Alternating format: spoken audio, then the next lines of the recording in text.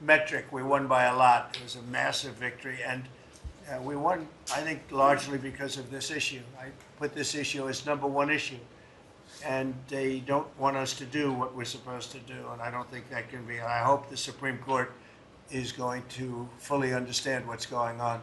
We have to get the criminals out of our country, and that's the basis under which we won the election.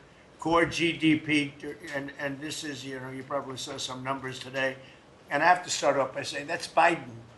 That's not Trump, because we came in on January, this is quarterly numbers, and we came in and I was very against everything that Biden was doing in terms of the economy, destroying our country in so many ways, not only at the border was more obvious, but we took over his mess in so many different ways. Core GDP, removing distortions from imports, inventories, and government spending, was up plus 3% when you add it. We had numbers that despite what we were handed, we turned them around, and we were getting them really turned around. Gross domestic investment was a whopping 22%. Now, that is a number that people are coming in at numbers. For instance, I just walked in, I heard Samsung is now, because of the tariffs, they're going to build massive facilities in the United States. If we didn't do the tariffs, they wouldn't be doing that. So it takes a little while to get those facilities built, but they're coming in with big, big numbers. They're all coming in with big numbers. We have more money being spent than at any time in the history of our country. We're up to close to $8 trillion, I think I can say. And really, it's going to be a lot higher than that. Those are just the ones that we know about. 8 trillion. I'm not going to say, but I'm not sure if Biden did $1 trillion for 4 years, 1 trillion. But we're at 8 trillion for 2 months, because let's give us a pass on the first month. We were sort of getting a little bit used to things, right? But after 2 months, we have $8 trillion. There's never been a number like that. And that includes chip companies, car companies, every form of manufacturing, high-tech companies. Nobody's ever seen anything like it. So $8 trillion. I can talk about gross domestic product, gross domestic investment. I can talk about a lot of things, but to me, the biggest numbers, the kind of numbers that are, and these people are coming in. Our Secretary of Commerce spent the weekend, he went down to Arizona to see what was happening with the biggest chip company in the world. And he said, Howard, he said, you've never seen anything like it. You want to just describe what you saw? So they're investing $165 billion in 1,100 acres in Arizona, and they're building the highest tech chip manufacturing, semiconductors, and 4,000 employees. American tradecraft, right? Technicians doing every kind of work. The classic foundation of America is building it. They had 14,000 people. They're expecting 40,000 people to build the rest of their plants and to employ 20,000 people for the rest of the time. This is all driven. You never saw a site like that. And this is all driven by your tariff policies. No chance this be happening without you. It's going to be about 40% of the chip market from that one section, and this is the biggest chip maker. They have 99% of the market. They come from Taiwan, and unlike the CHIP Act, which was done by Biden, where they hand everybody billions of dollars, the thing they don't need is money. They got plenty of money. What they need is an incentive to come in, and the tariffs, they're building because of the tariffs. Without the tariffs, and I like to say they're building because of November 5th, the election, and the tariffs, but I'm going to be a little more blunt. They're building because of the tariffs, and November 5th gave them the tariffs. So it's amazing when you look. And these are not companies that go out and say, well, we're going to build, we have to go get our financing. Let's go. Like we would, in New York, everybody would look, you get a building site, and then you'd look around for money, you'd look around for financing for 6 months, you'd get your financing. You'd build your building, the market would be good, you'd make money, the market would be bad, it wouldn't be so pretty, you'd have to negotiate, blah, blah, blah. This is different. These people have so much money, they don't know what to do. I asked Howard, did they finance it? No, they do it through cash. And they say that site, and they just started, they just announced it like a month ago, and they've already started. He said, I've never seen a site like it, so big. So, you're talking about essentially a $50 billion building. Now, if you build a warehouse for $50 million, that's a big warehouse, Scott. But A $50 billion building, that's a lot. They're building the electric, they've become a utility. And I'm giving them the right to become. They're going to build their own electric, they're going to build their own electricity, which they need tremendous amounts of electricity. They're going to build it themselves. Anything they have left over, they'll hook that into the grid. But the grid is old and they're unreliable and bad things can happen to grids. I said, if you want, you can hook into the grid, but that's a little bit risky. Or you can build your own electricity and become your own utility. And they, I think in all cases, are deciding to do that. So it's very exciting, and we have a lot of things going. We took over on January 20th. These are quarterly reports. We took over on January 20th. The tariffs haven't kicked in yet. I know that, and I don't want this to happen, but I know that China is doing very poorly right now. I just saw some reports coming out, and I don't want that to happen to China. I like the president a lot, President Xi. I don't want it to happen. I was actually saddened to hear it, but they are getting absolutely hammered in China. And, they're sending boats, the biggest boats in the world, carrying cargo like nobody's ever seen before. These are the biggest boats in the world, biggest cargo ships in the world. And they're coming and they're turning around in the Pacific Ocean. They're doing a big U-turn and going back because they don't want the goods, because 145% tariff. But at a certain point, I hope we're going to make a deal with China. We're talking to China, but their factories are closing all over China because we're not taking their product. We don't want their product unless they're going to be fair with us. And that includes intellectual property and other things. There are a lot of things far beyond just buy, sell. So we'll see what happens. But, I was not, because somebody said, well, were you happy? I said, I am not happy. I want China to do well. I want every country to do well. But they have to treat us fairly also. So with that, I think we're going to maybe go around, and we have some letters where the secretaries and people around the table are making statements about how they're doing and what's happening. And I could start with Pete on the left, because he's my least controversial person at the moment. No, they don't know how good he is. So we'll go around the table and you can hear it. And these are cabinet meetings where they're very open and transparent. And I can guarantee you Biden didn't do this. He didn't do this. Go ahead, Pete. Well, Mr. President, I think we're controversial because we're over the target. And like so many things, Mr. President, you inherited a demoralized military that couldn't recruit, that was perceived as weak after what happened in Afghanistan and elsewhere because of Joe Biden. And what we have seen since your election and the inauguration has been nothing short of a recruiting renaissance. Decades, it hasn't been decades since we've seen this kind of recruiting in the Army, the Navy, the Marine Corps, the Air Force. The men and women of America want to join the United States military led by President Donald Trump. And the police, by the way. Absolutely. And fire. I always mention the fire, but the police and fire, likewise they have waiting lists now, and 6 months ago was a disaster. Truly historic. We can barely absorb the volume and retention as well. Men and women in the military who don't want to get out now that they have a real commander-in-chief. We're reinforcing standards. We're going to be fit, not fat, in our formations. We welcome back all the folks that were forced out because of the COVID mandate. We've ripped wokeness out of the military, sir, DEI, trans, and it's Fort Benning and Fort Bragg again at the DOD. We're rebuilding the military, sir. The Golden Dome is well underway. F-47, reassuring allies and deterring enemies. We found nearly $6 billion in DOGE savings that we're going to reinvest, including $50 billion from the Biden administration focused on things like climate that have nothing to do with lethality and warfighting. And we will have, as you said, sir, the first $1 trillion budget that we plan to spend wisely on behalf of our warfighters. From day one, sir, we've helped get 100% operational control of the border, coming alongside DHS and CBP.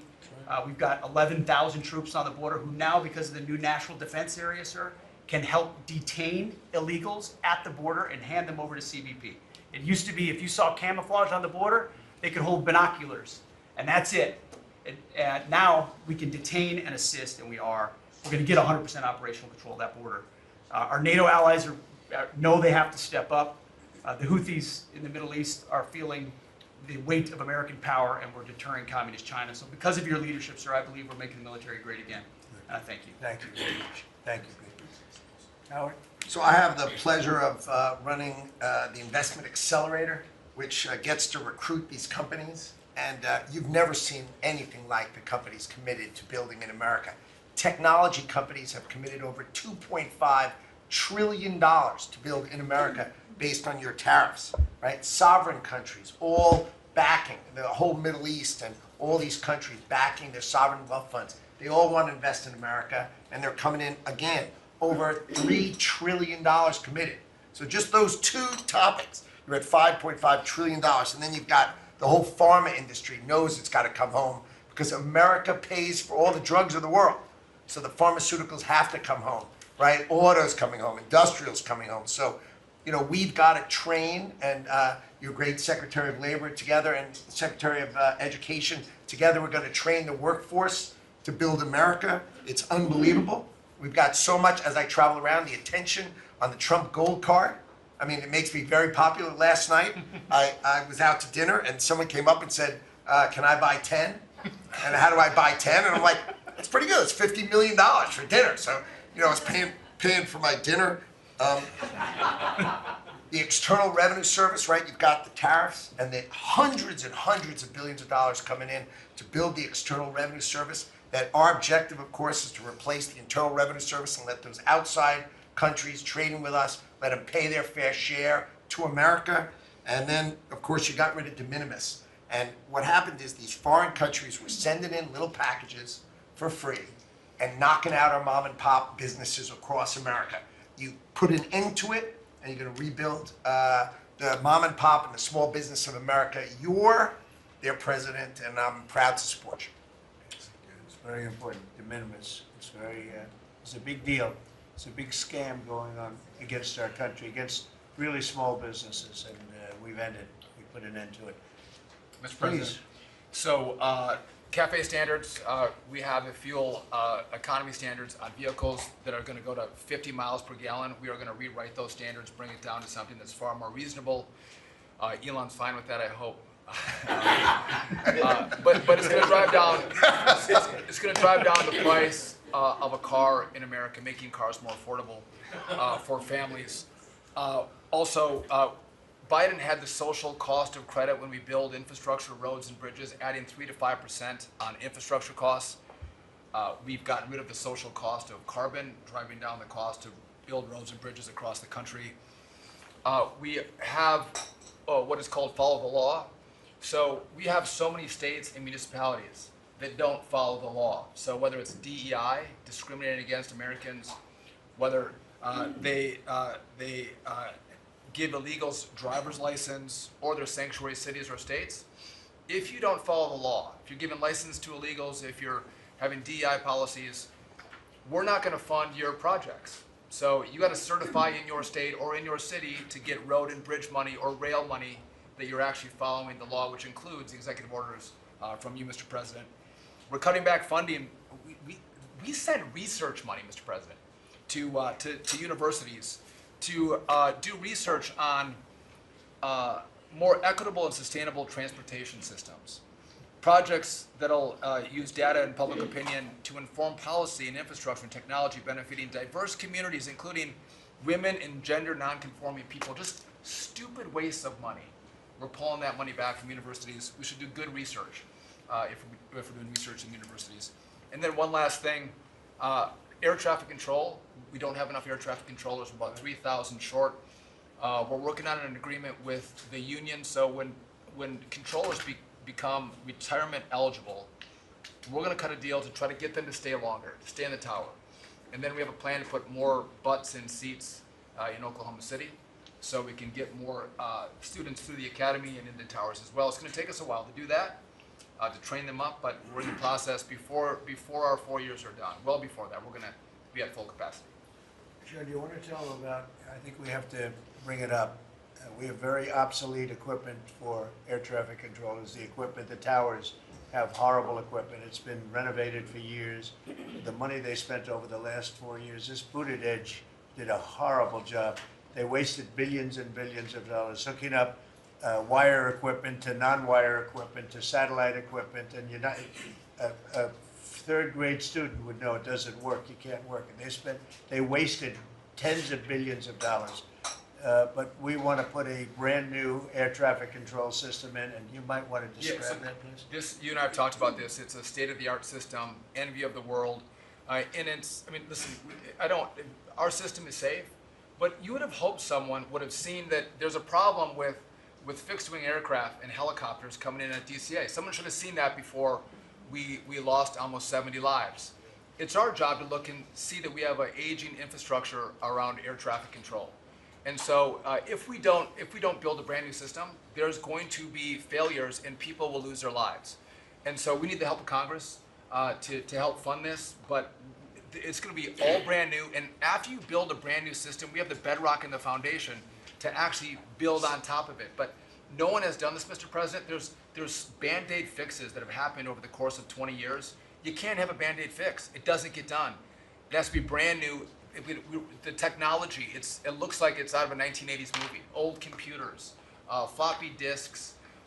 We're using copper wires, not fiber. So there are great solutions we have available that, and by the way, everyone's sick of their delayed flights or their canceled flights. We have more capacity in the airspace, and if we build this brand new system, what you'll have is more efficiency in the airspace, and it will be safer. So the economy will be stronger. We can have more flights and less delays. So I appreciate your support on that, Mr. President. Rebuilding that is very important. You wouldn't have had the helicopter crashing into the plane at 400 feet up when it's supposed to be 200 feet. Right. That would have, bells and whistles would have been gone over, and you would have heard the screaming equipment saying, there's a problem coming up in 15 seconds. You got to do something about it right now. And it would have also sent the word right into the helicopter, because I guess you'll be doing the full report on that, but it was pretty obvious what happened. Right. And there was supposed to be at 200 feet, there were 400 feet, and a terrible thing. And that wouldn't have happened if we had the right equipment. If we had the right equipment, you would have heard bells and whistles going off, and it would have alerted them long before that would have happened. 2 minutes before, they would have had a lot of time. So we have to do this. We have no choice, and we're going to do it, and we're going to be very proud of it. They did old equipment in new equipment, and you can't hook in old equipment to new equipment because it's different. Some is satellite and some is ground. The satellite doesn't work. This man would know that better than anybody, but you can't hook up a satellite system to a ground wired system. And if you do, you're wasting a lot of money. They spent billions. This is Buttigieg. They spent billions and billions of dollars trying to patch a system together. They had hundreds of different contractors, and the contractors were all fighting with each other. We're going to have one great big contractor, like the great big beautiful bill, which is going along very well. I guess I like great big beautiful, but we're going to have one great big beautiful contractor, whether it's maybe Raytheon, maybe IBM, maybe it could be any one of 4 or 5 different groups, but you put one in charge. They're very big, very powerful monetarily, and they give you a guarantee, and they hook up everything. They do every single thing. So they're responsible for the digging of the ditches and the fiber and every single element. And it's one system that's hooked in. It's not all these hodgepodge systems that don't work together. And it's just a shame. I mean, it's basic construction, but it's complex stuff. And there are a few companies that do it unbelievably well, and we're going to have that. So, good job, John. I know that's your big project. And Mr. President, no one has done it because it is complex. It's hard to do because as you're building a brand new system, you have planes taking off and landing. And so because it's complex, no one has done it, and you've given the directive and the support to make this happen. So thank you. Ours is going to be an all-new system. It's going to all hook up. It's going to be the same tower is going to have the same equipment. And all towers all over the country, all over the world actually, mostly, are going to be hooked in together. And when there's a problem, when planes are too close, you will hear a sound that's very ear-shattering. And I've heard it, and it's amazing. I mean, honestly, it's amazing. It's real genius stuff, and we didn't do that. What we did was just waste money. You could have just thrown it right out the window. What they did in this last 4 years was disgraceful. Whether it was the border or this, you can name 100 different things. The worst administration ever. Okay, Thank you, Mr. President. thank you. And Mr. President. Secretary? Thank you. Yeah, Mr. President, thank you. And I think one of the things that I want people to understand about the VA is we're part of the national security interests you have, and you've laid the groundwork for that with leadership and making sure that with the Secretary of Defense and myself, we take care of veterans on two ends, one when they come in and one when they've served and they've earned the benefits that we have. And one of the things is if we're not doing our job on our end, then the recruitment and all goes down on the other end because we have a full spectrum. That's what leadership is about. What we found, speaking the last 4 years, is we found an administration that wanted to throw money and people at problems, but they didn't want to put leadership in. They just put money and people at it, and we saw wait times stay the same. We saw issues of suicide rates, death by suicide, not change. We saw a homelessness issue barely go down. We saw disability claims skyrocket when you took place over 250,000 back dislodged, which we're already bringing down almost 40,000 so far just in the last couple of months. But we've also put back what you, and I was in Congress when this happened, and I was glad to see it. The Mission Act is back front and center at the VA. We're actually doing community care. We're actually giving the veteran the choice that they've earned and they've deserved, whether they can get their VA care inside our facilities or in the community. It's their choice. It's VA care. We're going to give them the highest quality care wherever they want to go. Also, we're expanding out options for treatments and others for those that are new. We're experimenting and looking at new counseling ideas, all new drug techniques that we can help with PTSD, TBI, the things that are affecting our veterans right now. But also, we've taken the leadership to take people and bring them back into work where they're actually communicating. They're back in our offices. We put thousands of people back in. We're processing more claims daily than we were in the last little bit, hit 1 million before has ever happened, and we're actually bringing it down. And I've actually taken our deputy secretary, and he is actually having a strike force now to bring down that disability claim, plus our regular work that we're having done. We've also taken almost $300+ million and taken it out of contracts that we've all heard about so far. We were doing contracts for meeting notes and PowerPoints. And if our folks didn't know how to do meeting notes and PowerPoints, go online and learn yourself. We're not going to pay for it anymore. And we took $360 million and put it back into community care and also our health records management system that we have. We've opened 6 new facilities just in the last little bit for all the media who wants to talk about how we're hurting healthcare. We just opened 6 new facilities. By the way, thank you. You're welcome. As we go from that we've continued. We've also took $11.6 billion in ceiling values of contracts and terminated that we did not need, resulting in significant cost avoidance for the future, but also still maintaining the ability to take care of our patients and also our disability benefits. We've also gotten unity again. We did away with $14 million in DEI spending. We've ended gender dysphoria treatments. We phased that out. All directed the savings from that go to paralyzed veterans and amputees. We've also continued to work toward, as you've, in anti-Semitism and also anti-Christian bias that we saw. The biggest thing, though, Mr. President, I wanted to state, is you told me when you said for me to take this job, you said, take care of my veterans. Well, we've done something in taking that step forward. The veteran is back first at the VA. The VA is not about itself anymore. We're not a self-feeding animal. It's about a service organization that takes care of one of the best that we have, and that's our veterans. And that, Mr. President, we're just getting started. Thank you, Doug. How are you doing with the suicide rates? We're getting, it's tough, Mr. President. That's something that we're looking at. This is something that we've had $588 million have been spent over the last 4 or 5 years to be prevention, and yet the numbers stayed at 17 or 21, wherever you're going to have it. We're now opening that back up, taking in nonprofits. We're bringing in others who have things that are actually looking at. I've worked with Secretary Kennedy and others on the idea of we're opening up the possibility of psychedelic treatment and others that give us an opportunity. We got to research it, make sure it's good, but it's opening up that possibility. And I think, again, veterans are understanding now that we're putting them first. When I go to these hospitals, they're actually coming up saying thanks. We're back in where we need to be, and we're seeing a workforce develop. So suicide is going to come down. It's also going to take some transition stuff that your Secretary of Defense has been very helpful on. We've got to transfer them out of the military so they come to us better, but we're working on that. Thank you. Jameson? Mr. President, it may come as a surprise, but this has been the busiest 100 days in the history of the In history. in This is the biggest deal ever done. If you sold IBM, ExxonMobil, and 5 other companies together, it's peanuts compared to what we're doing. This is the biggest deal ever done financially in the history of the world.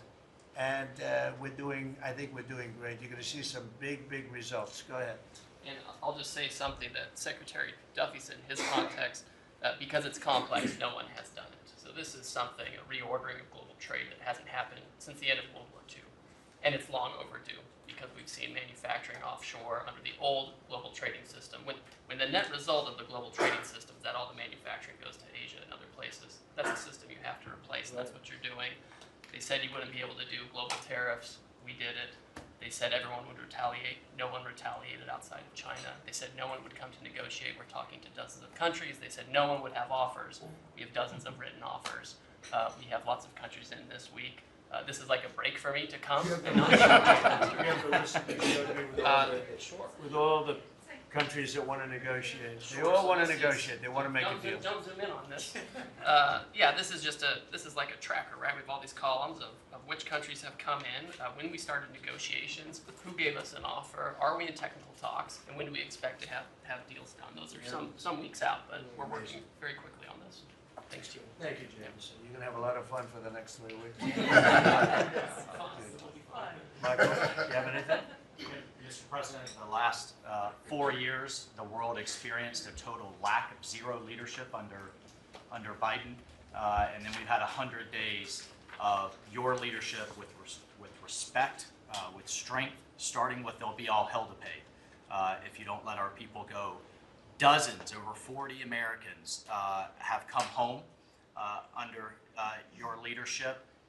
Far more terrorists are no longer threatening the homeland under your leadership, pulling all of these agencies together, including the evil individual responsible for the Abbey Gate bombing, and to sit with the 13 Gold Star families, and you showing that follow-up and that justice has been incredible. But pulling this great team together, Mr. President, everything from revitalizing shipyards to cyber to space, that takes this entire team working together. It's an honor to serve you in this administration, and I think the world is far better, far safer for it. Thank you very much. The Abbey Gate is really important. This was a horrible thing. Destroyed the image, frankly, of the Biden administration. What happened there was a disgrace. It should have never happened, and Pam is working very much on prosecuting that person. We have the person, and he'll do well. I have no doubt about it. Thank you very much, Michael. So the CIA, I don't know, Ratcliffe, I don't know if he's going to say anything. He's probably the one person here that's not allowed to talk about the great job he's done, but go ahead anyway. Mr. President, as you know, at your direction, the CIA has deployed our unique covert action authorities in various places and continents to successfully advance your national security and foreign policy priorities, to advance peace, to end wars, to take terrorists off the battlefield, and to keep illicit drugs from coming into this country and harming Americans. Unfortunately, as much as I would love to detail your accomplishments in that regard, we can't do so in front of this crowd. But you and I both know, Mr. President, that you have had a profound positive impact on America's national security posture, and Americans are safer because of your leadership. What I can talk about publicly is, as has been mentioned, the CIA provided the intelligence that led to the apprehension of the Abbey Gate bomber, who is now being prosecuted by our great Attorney General and providing a measure of justice to those 13 families that suffered as a result of that disastrous Afghanistan withdrawal during the last administration. In addition, at your direction, Mr. President, the CIA has negotiated and secured the release of Americans like Mark Fogel and Ksenia Karolina, who have been wrongfully detained, sending the message that you will forget about no Americans that are being held in other places unfairly and unjustly. And finally, Mr. President, the CIA is being restructured at your direction to focus on our core mission and to eliminate the well-documented politicization that has taken place in the intelligence community from bad actors in the past, to focus on our core mission and to make America safe again. Thank you for the opportunity, Mr. President. Good job. You're doing a great job. Thank you very much. Russell? We're obviously involved in a number of budget bills that are moving, trying to make sure all of your priorities are reflected in the reconciliation, working on our upcoming budget. Wonderful job by the entire cabinet on that front. Details soon on that front. Sending up rescissions bills to Congress for things that Elon has found But the regulatory aspect is something we don't talk about enough, and right now you've given us a goal of 10 for 1. We are working right now with all of the agencies to rack up how big of a deregulatory agenda that we can have. When you came into office, you basically stopped $200 billion in costs to American families just by stopping the Biden regulatory agenda. That's about $2,000 per family. We think when we're going to hit these 10 for 1 goals that we could be in the neighborhood of about $900 billion in savings to American families that would be substantially bigger than that $2,000 number.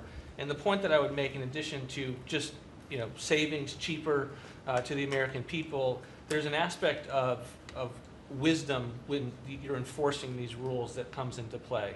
And I'm your regulator for the Consumer Financial Protection Bureau, and we found this small mortgage lender in Chicago. His name is Barry Sterner. He had a firm called Townstone, and CFPB had gone after him because he complained about crime in Chicago, literally the same thing that the Democrat mayor had talked about, and they came after him for 7 years on a redlining disparate impact claim and ruined his life. We overturned that. We apologized on your behalf to that individual, and we basically, without having to go through notice and comment, we ended the policy that set that in motion. And so that's happening across these agencies with how they are using their enforcement discretion, and it will only continue based on the stonewall of backing that you've given us to make these hard calls. I don't think they're actually that hard, but no one's done it to this point, and we were able to go forward and do that because of the backing that you've given us. So maybe the biggest thing we're working on, maybe bigger than tariffs in a certain sense, is we call it the One Big Beautiful Bill. And that's wielding its way right now through the Senate. And John Thune has been actually amazing. And the Speaker has been so great, Congress.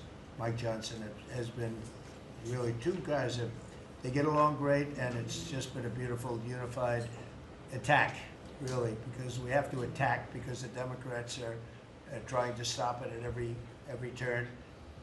It would mean a 58% tax hike if they were successful, and lots of other bad things beyond the tax hike. But with us, it'll be the biggest tax cut in American history. How are we doing with the bill?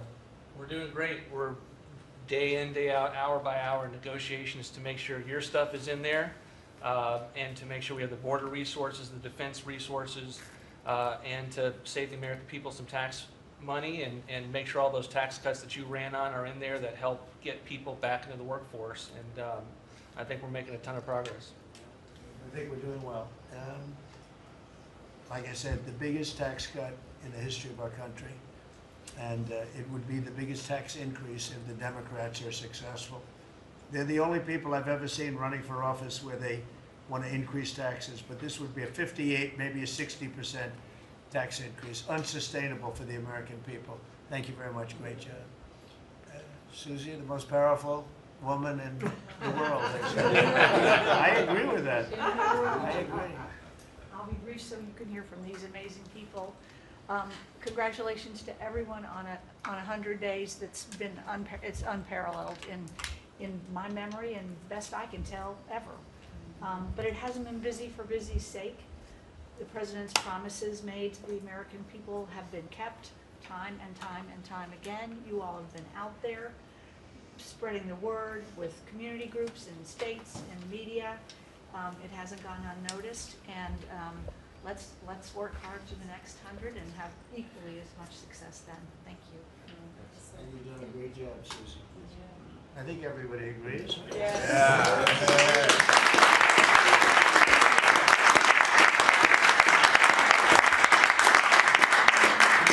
If you have anybody that disagrees, please. In front of the media. Please raise your hand if you have the courage to do so. Anyway, go ahead. Yes, sir, Mr. President. Thank you. And you made it very clear that you wanted to put America first. And also from day one, you wanted to make housing affordable again, because we do have a housing affordability crisis in our country. And so at HUD, we've been cutting all the red tape and bureaucracy as it pertains to housing affordability and unleashing creativity of our builders and developers around our country and restoring local control.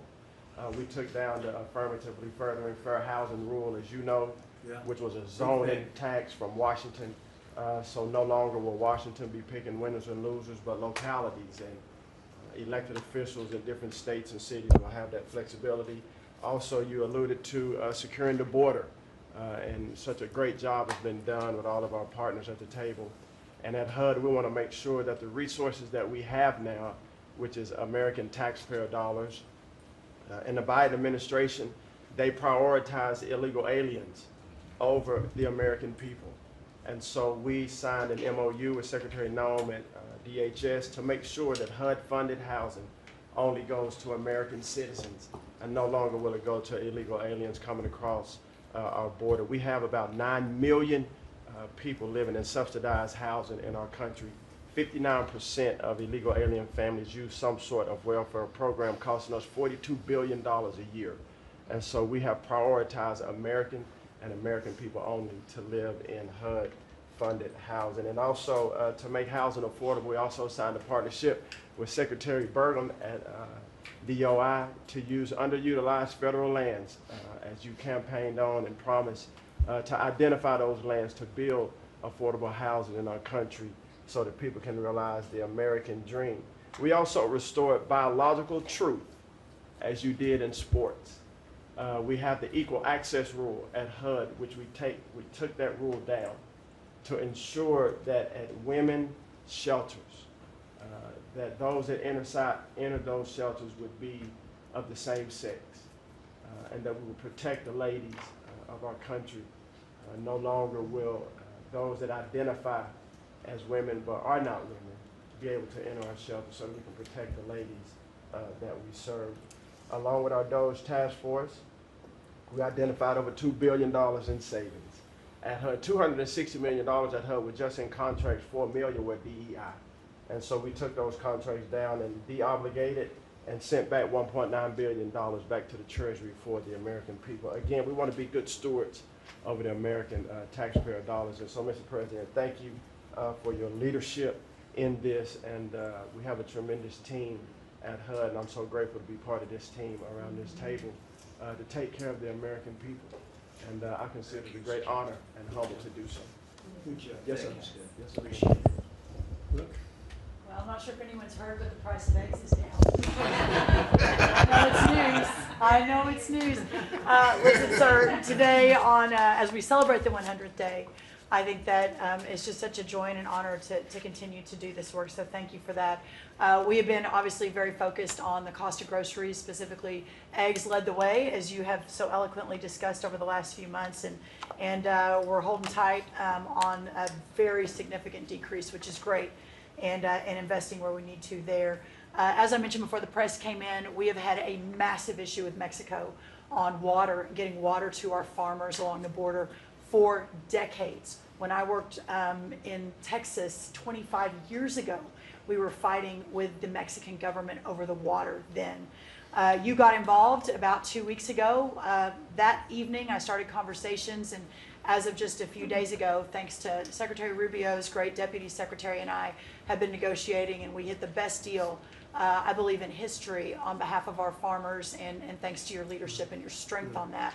And that's a really big deal long term for those farmers in the southern part of the country. On the energy side, I know we've got Secretary Burgum and his partner Secretary Wright, but we often forget that agriculture has a major piece of the energy dominance agenda, not just timber, not just minerals, but biofuels. So we continue to support that great leadership coming from those agencies and doing hopefully our part as well, and they've been incredible in that. Our farmers have been hurting under the Joe Biden administration. There was a 30% increase in the cost of input, so the cost of doing business for these farmers over those 4 years. When we left the White House the first time 4 years ago, we had a $0 trade deficit with our agriculture products. After 4 years of Biden, that hit $50 billion because they just didn't make an effort. And so obviously that's $50 billion less dollars at a time of very thin profitability for our agriculture community. So the Congress passed because the last administration didn't get a farm bill done either, The farmers were hurting there, so Congress stepped in. I say all that and basically said $10 billion to move out.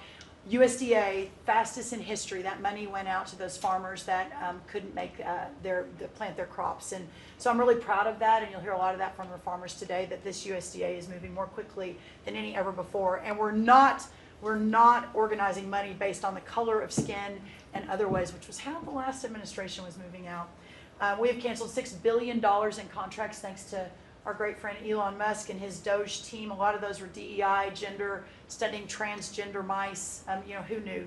The racism in pest management, we've canceled all of it. We're going through a major restructuring. USDA is one of the biggest agencies. It's sort of a catch-all. And we're really downsizing and aligning around putting farmers first, which is really important. A big part of USDA, though, is food stamps. It is perhaps one of the largest, if not the largest, welfare program, and it's a supplemental nutrition program. Secretary Kennedy and I have been working very closely. We were in Texas yesterday talking about nutrition and agriculture. You can't make America healthy again without your farmers and your ranchers as your partner. So ensuring that our food stamp program and those at the bottom end of the socioeconomic ladder really have access to nutritious foods as we're facing an obesity crisis and a chronic disease crisis, which I'm sure Secretary Kennedy will touch on. And the final thing I'll say is this morning, Secretary Noem and I, together, and I brought a picture because I think this is important and it goes to why we're here. This is a South Dakota ranching family named the Mods. They are a fifth generation ranching family. Charles Mod, in his 30s, bought the ranch from his granddad, I'm going to show the press, when he was 17 years old. Those beautiful children, Lyle and Kennedy, his wife Heather. Under the Biden administration, they had, of their several hundred-acre operation, they used about 20 acres and had a fence that had been there since 1910 when their family took over the ranching operation. There had never been really any problem that had been brought to their attention. Perhaps there was a minor dispute over, again, 20 acres. This family was indicted, prosecuted, threatened with jail time, told to find guardians for their children over a fence line dispute that the Biden DOJ pushed forward.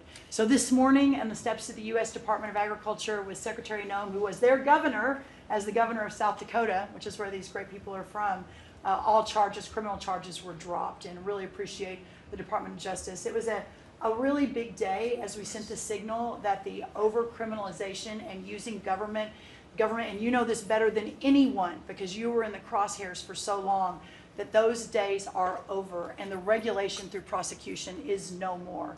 And so this family is one of many that we'll now be talking to ensure that never happens again. Thank you. Thank you. Thank you. Please, Scott.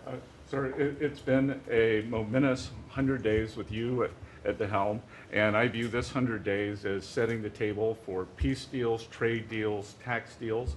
So the next 100 days will be harvesting. You've created negotiating leverage and leadership that are going to yield remarkable results. Energy costs have plummeted. Mortgage rates are down, food costs are moving lower, and American families are finding their financial footing again. I had a group in today. America, under your leadership, is on the verge of becoming an AI superpower, that our economy had become barbelled.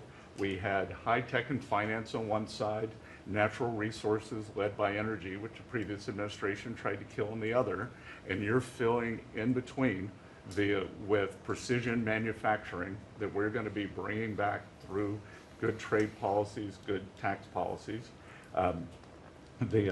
Under the Doge at Treasury and the IRS, cost, tech support, and efficiency have increased. We have the IRS revenues are up, and thanks to the young man sent over by Doge, the IT update that began in 1990, which was begun before he was born, is going to be finished during your term. So trade, you couldn't make it up, trade, taxes, and deregulation, the one big beautiful bill under your leadership. Speaker Johnson and Leader Thune have done a great job, but They have you as a closer on many of their members. And I'll just close by saying economic security is national security. National security is economic security, and it's never been better. We're rebuilding it. And as I said last week at the IMF and World Bank conferences, America first does not mean America alone. Under President Trump, it means leadership. Man, well said. Thank you. Are you busy enough? He's doing a great job. Thank you very much. Mr. President, thank you, and thanks to the cabinet. So, at the risk of insulting everybody else at the table, I believe that I'm the youngest member sitting at the table. And, it occurred to me that from the time that I was born to the time that Donald J. Trump was inaugurated just a few months ago, we went from, again, 40 years, we went from the world's manufacturing superpower to one in which we depend on the People's Republic of China to make the things that we need. We went from the proudest military in the world to one in which we failed to meet our recruiting goals. And we went from one in which bipartisan border policy was the consensus of both Democrats and Republicans to one in which we allowed 20 million people to run roughshod illegally over the countryside, causing crime, causing a stress in the welfare system. And again, that happened over the lifetime of the youngest member of the cabinet. And what has happened in 100 days is that we've started to reverse every single one of those negative trends. And I think what it shows to me is that the president, and you sit in the Oval Office and you see these portraits of presidents past, and let's be honest, most of them have been placeholders. They've been people who have allowed their staff to sign executive orders with an auto pen instead of men of action. And the reason the media attacks this administration as chaotic is because the president is solving the problems the American people set about to solve. He's actually doing the things that he promised that he would do. And Mr. President, it's been an honor to be part of it for the past 100 days. And let me just make one other observation because it's interesting. I've seen the data, I've monitored it, I've looked at it, but the most underreported fact of the first 100 days is that we came in with a massive recruitment shortfall. And in 100 days of Secretary Hegseth and President Trump's leadership, we now have people breaking down the doors to join our military. To the media assembled here, it's a really interesting question. Why has that happened? Completely aside from the fact that I think it's a good thing or I think that President Trump deserves political credit for it, why did we go from a military where people didn't want to serve to now all of a sudden they do want to serve? That's a story you guys should cover, but compared to that, how much time have you instead focused on the fact that we deported an MS-13 gang member with a valid deportation order? And why is it that the press is so focused on the fake BS rather than what's really going on in the country? I think that what we've shown, sir, is that you can do a lot. You can do a lot in 100 days, but you've also unfortunately revealed that too much of the American media hasn't learned the lessons of the past 40 years. Thank you, sir. Thank you very much. Thank you. Pam? President, your first 100 days has far exceeded that of any other presidency in this country, ever, ever. Never seen anything like it. Thank you. Your directive to me was very simple: make America safe. And despite that, we've still been defending over 200 civil lawsuits filed against you. On top of everything else, I think I'm representing every one of you in this room in some capacity. And no, you will not be arrested by the U.S. Marshals. Over 200 lawsuits, over 50 injunctions, and now we've got multiple cases in front of the Supreme Court, and we will succeed, and we are doing great in front of the Supreme Court, President, and we'll continue on with that. I was at DEA yesterday, and they said to me, you, Donald Trump, have taken the handcuffs off of DEA agents. And as a result of, since you have been in office, President Trump, your DOJ agencies have seized more than 22 million fentanyl pills, 3,400 kilos of fentanyl since you've been your last 100 days, which saved, are you ready for this, media? 258 million lives. Kids are dying every day because they're taking this junk laced with something else. They don't know what they're taking. They think they're buying a Tylenol or an Adderall and a Xanax, and it's laced with fentanyl, and they're dropping dead. And no longer because of you, what you've done. ATF, since you've been in office, President, along with DOJ agencies, seized 14,500 guns off the streets. Why aren't people reporting that? 651,000 rounds of ammo. That's up 151% from 2024. That's keeping America safe. We've rescinded death penalty. We are now seeking the death penalty on cases. I'm signing death warrants. We are going after terrorism. We are going after arsonists.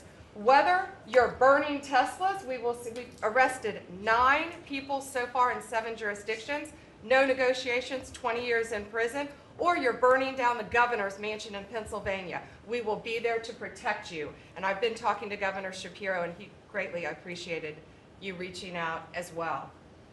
ISIS terrorist, we got one in New York, right around the corner. We got an ISIS terrorist in New York. We have an October 7th task force. We just broke up a huge human trafficking ring by the Sinaloa cartel. 1,000 pounds of methamphetamine on our streets.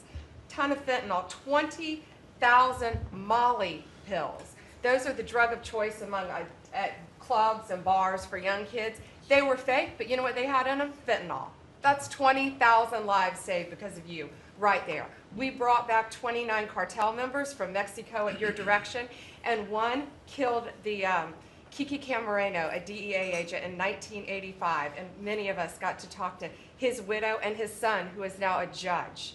And they started crying. They have tried to get that guy back forever, and thanks to so many of you in this room working together, they have justice. They were crying on the phone because of what you did, President Trump. Thank you. We're going after anti-Semitism. We're unleashing everything you told us. No more DEI, no more weaponization. We have rescinded, as I said, 200 policies. And I could go on all day long, but we are doing everything in our power to keep America safe at your direction. Thank you. Thank you, President. You're really doing a great job. Thank you very much. Okay, let's go. Nice to see you, Mr. President. Well, first of all, I think what you've heard amongst this team is the leadership, because it's given us the latitude really to collaborate amongst each other, not only in this room, as Jameson mentioned, we kind of get a break for a couple of hours here, but we stay in contact actually every other day that we're working for you. And I think what that says is, I was speaking to, for instance, the Farm Bureau of Texas yesterday. I'm not the Ag Secretary, but it matters to the workforce. I'm working with the other secretaries, Letnick and McMahon, on education and the workforce investments that you've asked me to do. Because as you've come in and negotiated these great repatriation of these companies and the investments, we're going to need that workforce to build back this economy. And I couldn't see that more as I've kicked off my 50-state tour. We've been in 5 states so far. We'll finish all 50 states by the end of the year. And what we're talking to is the American workforce and these companies about what the market demand is. That's the difference, that we finally have made that connection. What do they need? How quick do they need it? And how fast can I get these either apprenticeships toward that million that we've put that lofty goal? We've already added 80,000 new apprenticeships already just since January. So at the Department of Labor, that tour is kicked off, and I couldn't be more honored to be on the ground and see my colleagues that we're passing in the skies, but we're on the ground together because we're all collaborating together. One of the things that we're talking about, illegal immigration, I have put states on notice. I warned all 50 governors that if they continue to reward illegal immigration by treating unemployment benefits as a handout, they're going to lose their federal funding as well. We can no longer continue to give unemployment insurance to illegal immigrants, and so I've let those governors, and I sent out that letter last week. We also eliminated discriminatory DEI offices within the department, specifically the Office of Federal Contract Compliance Programs. Most of our federal contracts were really just to focus on DEI enforcement. We were really punishing a lot of these companies. If they weren't complying, they weren't going to have a federal contract. We've let go of that program completely. $4.4 billion in unspent COVID funds came back to the Treasury from the CARES Act. Billions were collecting thus in these coffers, in the state coffers. We've asked for that money back to return to the Department of Treasury. We saved $250 million by canceling America Last, is what I call it, foreign handouts, including funding for things like transparency and accountability for Uzbekistan cotton industry. It doesn't make sense that we're funding, these foreign, and thank you to DOGE and to the government efficiency, what we have found with the fraud that we're seeing. I mean, some of these things are so ridiculous, you can't believe it. No, I write them down and I Just read them Peggy's more than talking once, I'm cotton like, this can't be polish? true. Yeah, it doesn't make It sounds like a sense. comedy sketch. That's right. And so again, with the executive order, preparing Americans for high-paying, skilled trade jobs of the future, that's our goal. The trades is where we're being focused, but all companies, and we want to make sure we're on hand for that. And, what I want to say is thank you to government efficiency, because you asked us, when this transitions out, will our departments and our agencies continue that government efficiency? And I think that we surpassed that in the Department of Labor. Out of our 14,000 federal employees, 3,000 have taken the DRP, and we offered it again. So over 21% have taken that offer. And we'll keep our critical workforce, MSHA, OSHA, and wage and hour, and make sure our workers stay safe. So with your leadership, Mr. President, I couldn't be more honored to serve. I know we were probably the last to know each other, but we're getting to know each other well. And the team that you have assembled is really an honor to serve with. So thank you, Mr. President. You're doing great. Thank you very much. Chris, please. Mr. President, you ran on unleashing American energy, and 100 days have shown the tremendous impacts that can arise from the unleashing you have enabled. I'll just hit a few highlights. Number one, oil, gasoline, and diesel prices are the lowest they've been in years. How does that happen in 100 days? That's a messaging. Your message that we're pro-energy. We're not against energy, we're for it. That sends a message to the marketplace that supply is easier to grow now and supply will be coming. And that's already led to tremendous savings for American consumers across the country. And we need not only more affordable energy, but we need a lot more energy. One highlight I think a couple of us have touched on is AI. This is a new emerging critical industry that's very energy intensive. It is not acceptable for the United States to not be the leader in AI. We must win the AI race and lead in that, and that's going to take a lot more energy. If you had not won election, we would not have won the AI race. Full stop. Energy would not have been there to enable us to win. Reshoring of manufacturing. These trillions of dollars you led off with, it's going to come back to our country to make chips, to make steel, to make automobiles, to make artificial intelligence, to make all of these industries we've outsourced. That's only going to be possible with way more American energy. But we have that energy. We have those resources. We have those businesses. We have those capitalists. We just need to stop standing in the way of them and follow the lead you've set, which is to enable them, not to subsidize them, not to help them, to enable them to invest American money and create American jobs here. Regarding our balance of trade, the second largest export of the United States is liquefied natural gas. Second fastest. In the next few years, it'll be our largest export in our country. But yet, 18 months ago, the Biden administration had said, we're going to stop issuing permits for new LNG export terminals. That's just nuts. That's a great competitive advantage we have, huge balance of trade driver, a huge industry just coiled and ready to go. I just came back from Poland last night.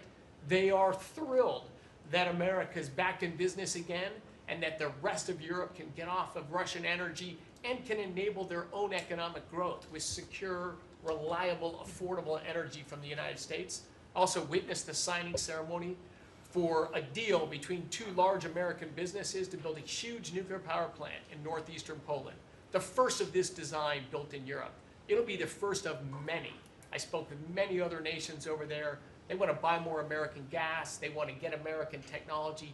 They want to have a partnership with us. And they shared the message I delivered to Europe in my keynote remarks is that unleashing energy is the way you make your society safer, more prosperous, more free, and that these sort of over-the-top climate alarmism doesn't do anything to help the environment of our world, but it does impoverish people, it does reduce the security of your nation, and it makes you weaker. I think that's a constant message many of us around this table have brought to Europe. We want our friends in Europe standing up again and leaning in. A lot great is happening under your leadership. We're unleashing consumer products that Americans wanted to buy that Biden was making illegal. I'll be in Georgia on Friday at Renai's manufacturing plant. Tankless natural gas water heaters. Incredibly popular product. They almost became illegal. The return of common sense is incredibly welcome across this country, across the world. And back to Elon, that extra thing, we're going to deliver all of this with less people, less money, less burden on the U.S. taxpayers. Not smaller departments and smaller services, better, more thoughtful services done more efficiently and smarter. The way you'd have to run a business. We've got to get our fiscal house in order, and you and the people around this table are making it happen. Thank you, Mr. President. I'm honored to be here. Great job. Thank you very much. Please. Yes, Mr. President, you are 100% correct. The border is 99.99% safe, under control. You have completely reversed the entire situation. In fact, the day before yesterday, I was down in El Paso, and those Border Patrol agents are so impacted by how you have changed things in a year. They have put up huge pictures that say, under the Biden administration, the mobs of people that were pushing through razor wire and trampling children, and the chaos and the violence that was happening at that same location, they have a picture there that says, this is what the Biden administration looks like, and this is what the Trump administration looks like. It's peaceful. People who do business between Mexico and America are coming through. They're doing it legally. They're following the law, and it's all because of what you've done and what you've empowered them to do. The recruitment for Border Patrol is through the roof. For ICE agents, they want to be a part of ICE because they recognize they actually get to do their jobs. I have the Coast Guard too. Coast Guard recruitment is up over 20% just in the last 60 days. Everybody wants to be a part of what the heritage is of this country. We've repositioned the entire Coast Guard fleet to focus on border and drug interdiction. As we've secured the border, the cartels have gone to the water and are going out in maritime waters to move their drugs into this country. The Coast Guard just in the last 2 months has taken into custody over 126 tons of cocaine, millions of doses of fentanyl. It's just amazing, and the aliens that they are deporting is incredible too. We've been working with all of them. The one thing that I want to point out is the fake news has been saying that Biden deported more people than you, and it's an absolute lie. And they're letting the Biden administration get away with manipulating and cooking the books. What they're counting for the Biden administration is every single person that came to that border that they processed and let into this country. They're allowing Biden to say that was a deportation, just by processing somebody and letting them come into the country. It's absolutely false. It's not true at all. You have deported over 250 known terrorists. You've deported thousands of foreign terrorist organization members and gang members, hundreds of thousands of people that were in this country illegally. We've collected $30 billion worth of tariffs through CBP, and we've also collected millions and millions, hundreds of millions of fines and penalties from people that have overstayed here in this country. So I just want to thank you. You've been a game changer. I want to thank Pete for his leadership at DOD and what they've done. I want to thank Marco for his diplomacy and getting us travel documents into these countries. Mexico has finally come to the table and now is going to take a lot more people that we're able to send back to that country. And the president of Mexico told me, sir, she turned around over 500,000 people in Mexico before they ever reached our border. We should be counting those as deportations because they never even made it to the border because she turned them around because you forced her to. So those are all people that never even came here because they got the message because you were so aggressive. So thank you for what you're doing. And every day we get to get up and do jobs that matter, and we appreciate Tom that. Holm is doing a great job. Oh, yeah, Tom's a great messenger for us. He just, Great. yeah, he's hardcore. Yeah, thank you. He is hardcore. Yeah, he is. No question about it. Kelly? Mr. President, it's such an honor to serve in this administration, and on behalf of Main Street America, for our 34 million small businesses that make up 99% of all businesses in this great nation, I have to tell you, under your leadership, Main Street is open for business again. They're thriving and they're investing. And the data that we have at the Small Business Administration, the loans that we're putting out, a record 26,000 loans in your first 100 days means that 2,000 small businesses each week are receiving that funding, that investment in the future. Small businesses create 2 out of every 3 new jobs in this country, and we've already seen under your leadership the jobs economy is back, manufacturing jobs are back. We've seen a 38% increase in manufacturing loans. We put out 1,500 manufacturing loans in your first 100 days. We saw startups increase by 54%. And we saw businesses under 5 people increase by 95%. So your leadership on the economy matters to every region of this great nation. I'll tell you on the manufacturing front, I'm out on a national manufacturing tour. We've met with 250 manufacturers, and as I walk through the factory floors, they all ask me to thank you for fighting for their jobs, for these industries, and for the people who are creating things from pharmaceuticals to aerospace, to food, and all these essentials that this nation needs to be independent and strong. And to that end, I'm working with Congress. We'll be announcing tomorrow an upsizing of our manufacturing loans to make sure that that economic engine, because 98% of all manufacturers are small businesses. It's incredible to walk through these factories that are really creating what you had in your first administration, the blue collar boom. It's now a new collar boom because it's the intersection of technology and manufacturing and what they can create for our war fighters, for our aerospace, for pharmaceuticals, with less than 300 to 500 employees, sometimes 100 employees. I was at a factory in Georgia on Monday that is creating machines to help with the Iron Dome in Israel. Less than 50 employees. This is the engine of our economy. It's the heartbeat of our communities. It's the small businesses that helped elect you because they needed your economic agenda. So thank you, Mr. President. It's such an honor, and congratulations on an epic 100 days. I do have to thank Elon. I do want to note we just cut $3 billion in contracts because of Doge's work. That's $3 billion that hardworking families that won't have to work until April 15th to pay for the waste, fraud, and abuse that we continue to find in this government on behalf of taxpayers. So again, thank you, Elon. Thanks, thank you. Great job, Kelly. Thank you very much. Elon, I love the double hat, by the way. He's the only one that can do that. Get away with it. Well, Mr. President, you know, they say I wear a lot of hats. And as you can see, it's true. Even my hat has a hat.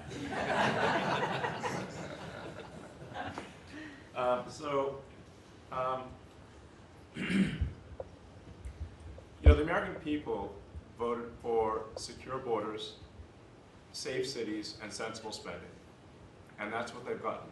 A tremendous amount has been accomplished in the first 100 days. As everyone has said, it's more than has been accomplished in any administration before, ever, period. This portends very well for what will happen for the rest of the administration. I think this could be the greatest administration since the founding of the country. Well, we all want to thank you for your help, too. You know, you really have sacrificed a lot. Been treated very unfairly. Well, they do like to burn my cars, which is not great. You know, could be better. But you have been treated unfairly. But the vast majority of people in this country really respect and appreciate you, and this whole room can say that very strongly. You've really been a tremendous help. You opened up a lot of eyes as to what could be done, and we just want to thank you very much. And you know, you're invited to stay as long as you want. At some point, I guess he wants to get back home to his cars and his.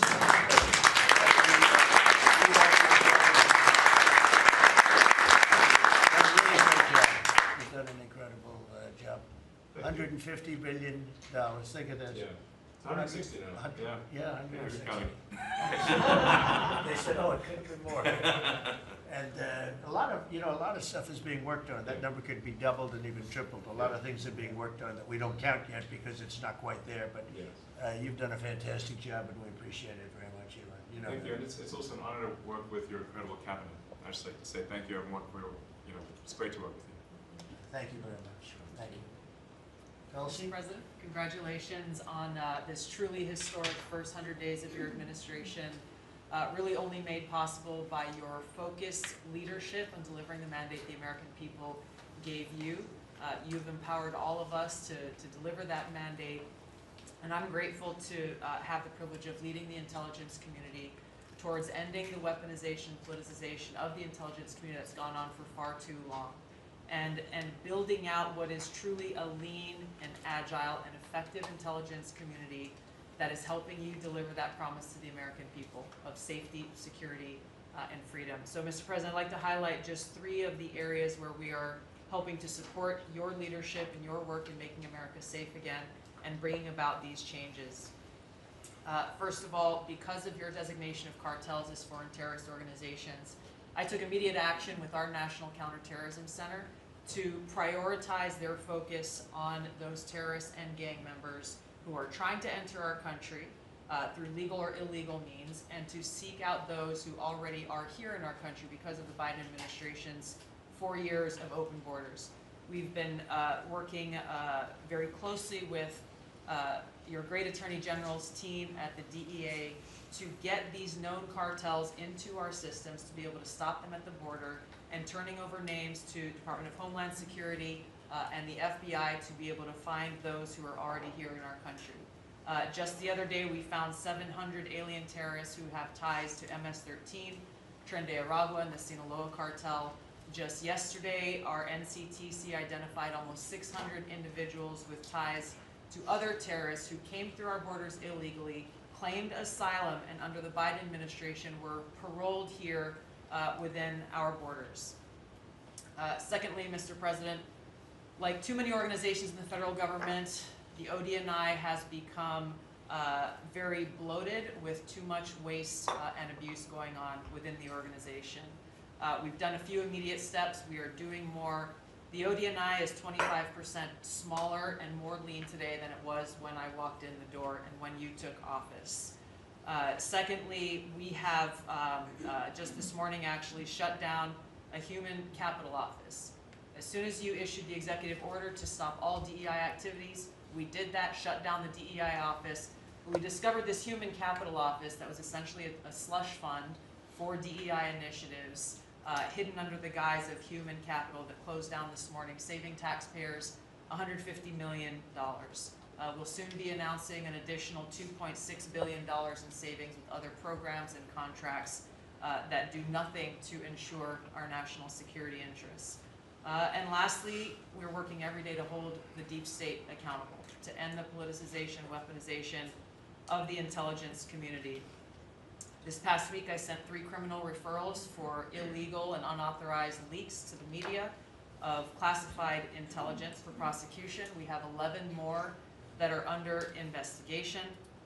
We've revoked, at your direction, 67 security clearances, and we continue the work of declassifying documents, as we have already around JFK assassination. We have more coming for the assassination of Bobby's father, Senator Kennedy, and MLK assassination. And we continue our extensive investigations around exposing the very serious issues we have related to election integrity, illegal abuses of FISA, Crossfire Hurricane, and others. Mr. President, under your leadership, we are working every day to bring about that transparency and accountability that the American people deserve. So thank you for the opportunity. Great job. Thank you very much. Lee? Mr. President, at the Biden EPA, the Green New Deal was raging. At the Biden EPA, we saw billions of tax dollars burning. At the Biden EPA, we saw industries suffocate. But at the Trump EPA, the Green New Deal is dead. At the Trump EPA, we know that we can both protect the environment and grow the economy. At 13 pages of accomplishment report, we released it to the media this morning. Every single day that President Trump is in this office, there will be a major environmental accomplishment. Every single day of the Trump administration. At the Trump EPA, we're also launching what is the largest deregulatory action in the history of the country. We're going to be giving our director of the OMB a whole lot of work because we inherited a big mess from the Biden EPA. And working with Elon and Doge, I've canceled now $22 billion worth of grants. Now today is a special day for many reasons. The biggest reason why we're here is that this is the 100th day of the most consequential, historic first 100 days in the history of this country. Today, while we're here, the House of Representatives is voting on Congressional Review Act bills, considering the EPA waivers that were given to California's tailpipe emissions, where California set their own standards. But there should be one national standard, and right now, Congress, on the House side, is going to be voting on that today. On a personal note, while this is a bit outside of the EPA jurisdiction, today is my last day serving in the United States Army. And I first signed up towards the end of the 90s. And I've had a chance to see a lot of national security teams over the course of the last 27 years. There has never been a national security team ever assembled that had the backs of our warriors like this national security team right now. And we have never had a president so deeply committed towards ending foreign wars instead of starting new ones. There's a reason, Mr. Vice President, why everyone is racing to join our Department of Defense. We have a Secretary of Defense who, with all due respect to our great president, would probably rather be swimming with Navy SEALs right now, be running somewhere in the Middle East with our service members. And from our Secretary of Defense to our Secretary of State, our Vice President, and more. I just want to say thank you as a veteran of our military for assembling what is the greatest national security team that I have ever seen in my 27 years associated with the United States Army. Has Pete signed off on this retirement leave? Is that? Welcome to the end.